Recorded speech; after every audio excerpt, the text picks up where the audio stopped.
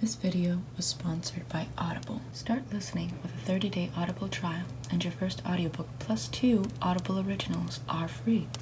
Visit audible.com/Angelica or text Angelica to 500 500. Audible is an app that I personally do love. It is an app where you can find a large quantity of audiobooks, which you can listen to at your convenience when you're driving to work, to school, to the grocery shop, or also when you're going out to the gym, to a library, or if you're reading a book and you want to expedite your reading or keep yourself focused, you can also use Audible to keep you on the mark. Audible offers a large number of titles, as I've already mentioned before.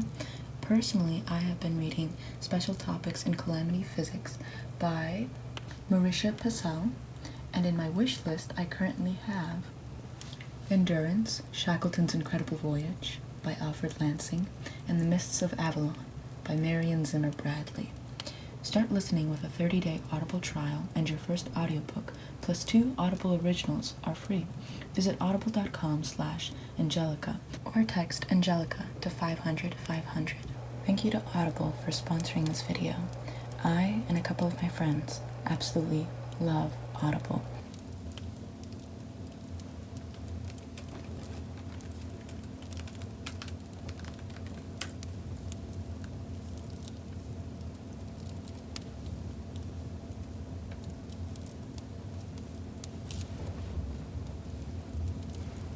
Oh my hello. Give me one moment. I am just going to get a little bit of a rather complete a task that I was working on before, and I will be right with you. Let's just see. Okay. Open this up and then scroll down. Excellent. Okay. Hello. I am the digital librarian. It might seem a little futuristic, but that is where we are now. And even though I was very hesitant to accept a non-paper physical form of reading, I must admit that I am quite a fan of my new branch of work. Right now, as a librarian, of course, I must keep on my toes with my reading list. That way I can provide any potential readers, any potential check-outers, the possibility of getting a good book recommendation. You had the look of someone that wanted to find a new book just to go on a quest and see whichever book happens to call upon their fancy. I myself tend to prefer going and scrolling through books to see which one just jumps out at me, but we can also just ask someone's opinion as well, which of course you're doing right now. Currently, in a physical, tangible form, I am reading Evelyn Waugh's Brideshead Revisited. I adore the prose in this story. It is a very aesthetic novel. There really isn't much substance to it. It's not going to be a psychological thriller of sorts. It's not going to make you provoked or anything of the sort. It's more just a fanciful read to enjoy, to live vicariously through, to really let the descriptions sink into your mind and kind of soothe you into this really idyllic sort of world. So this is one book I'm currently reading. Another book I'm reading is Into the Beautiful North by Luis Alberto Urrea, if I'm pronouncing that correctly, because Urrea is not a very common name. And this book also has a very fanciful way about it too. The descriptions are very, very nice. It's a little mini vacation for the mind to go on.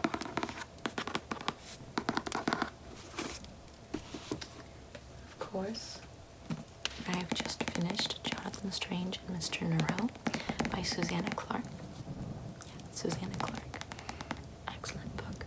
Long read, of course, but it is a great book and it's very fun to read through.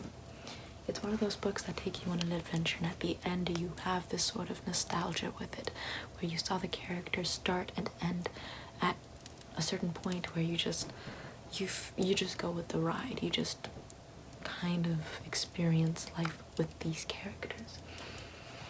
I finished The Tenant of Oldefell Hall, also a great novel. I consider Anne Bronte to be the best of the Bronte sisters, especially in this novel. This novel really does a great job at breaking down romance and romantic relationships, and how people should just learn how to take it slow and balance feelings with rationale. Absolutely love it. Highly recommend. There is The Candide by Voltaire.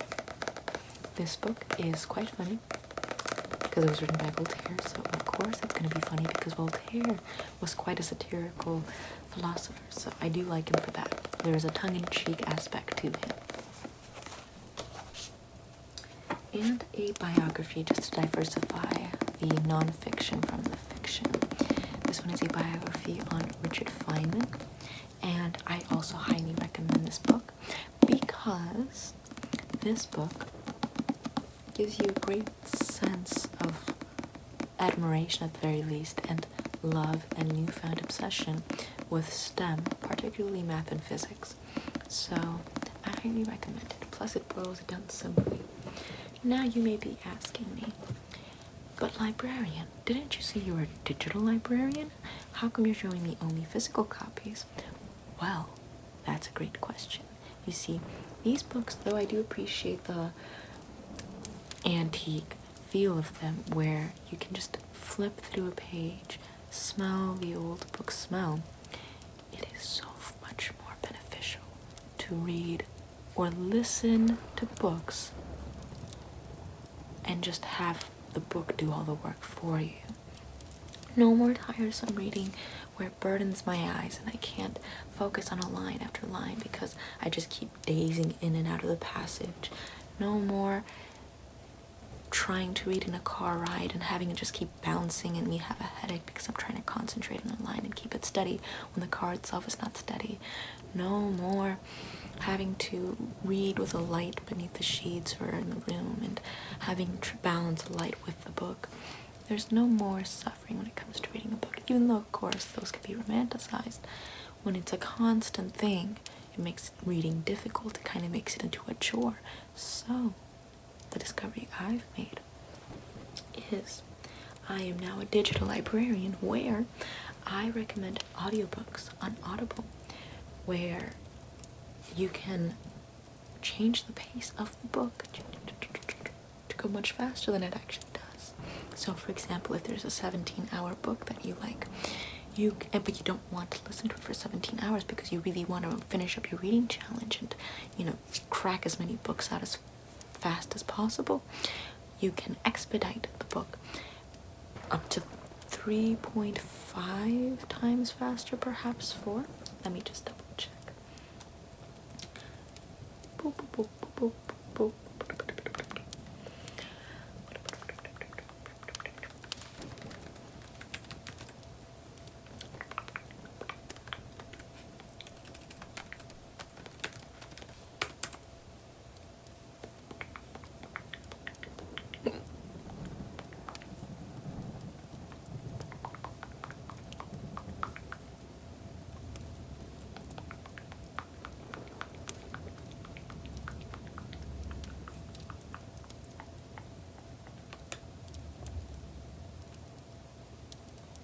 3 times faster. So it's 3 times faster on a PC. So if you were to listen to an 18-hour novel and keep it at, or put it at a 3 times faster rate, that means you can finish an 18-hour novel in 6 hours. And to give you context for how long an 18-hour novel is, it typically is above 500 pages. A 11-hour novel is around 400 pages.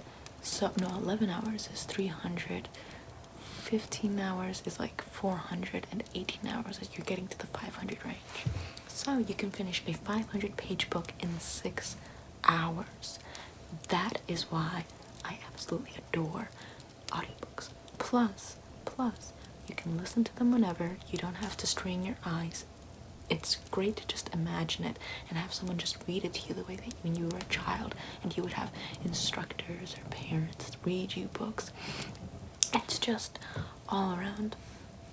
And it's very passive reading as well. You could just put it on your phone and plug it into Bluetooth, or just listen to it coming out of your phone, and just listen to it in a car ride, not having to actually pay attention to an actual book.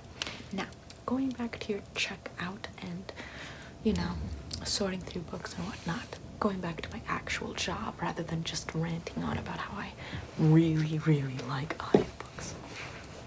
Which of these books by chance caught your fancy? The Tenet of Wildefell?